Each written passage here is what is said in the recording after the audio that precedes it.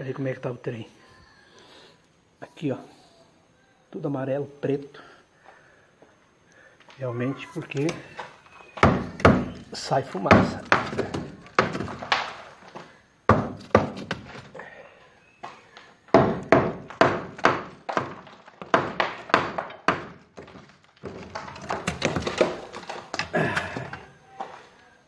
Realmente não tem condições.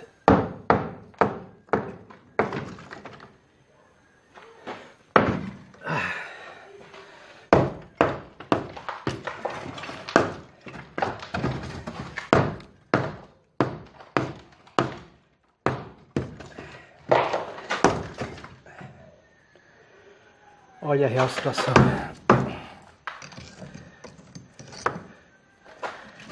Misericórdia, Senhor.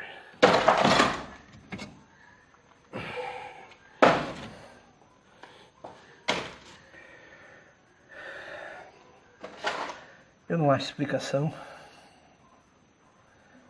para esse tipo de trabalho realmente. Não acho.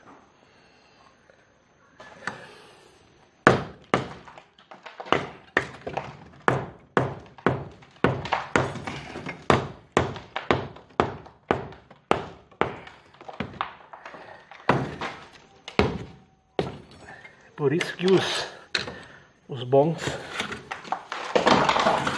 pagam pelos ruins. Dê uma olhada nisso aqui. Calçado com madeira. Para não cair.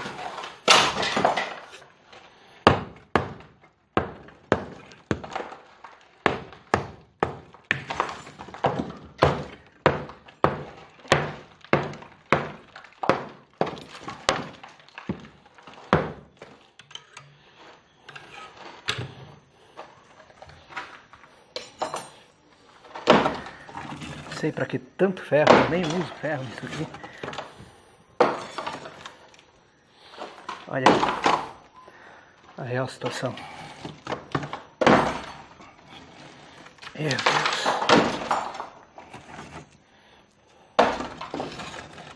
Tudo calçado com madeira por trás, ó.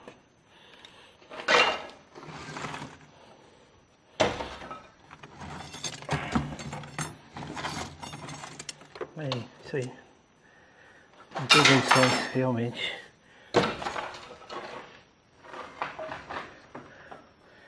Isso é inédito.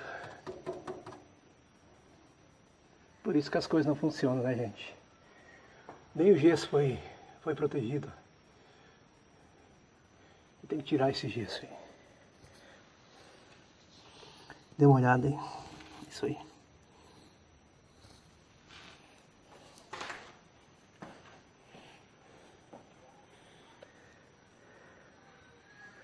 A coisa tá feia.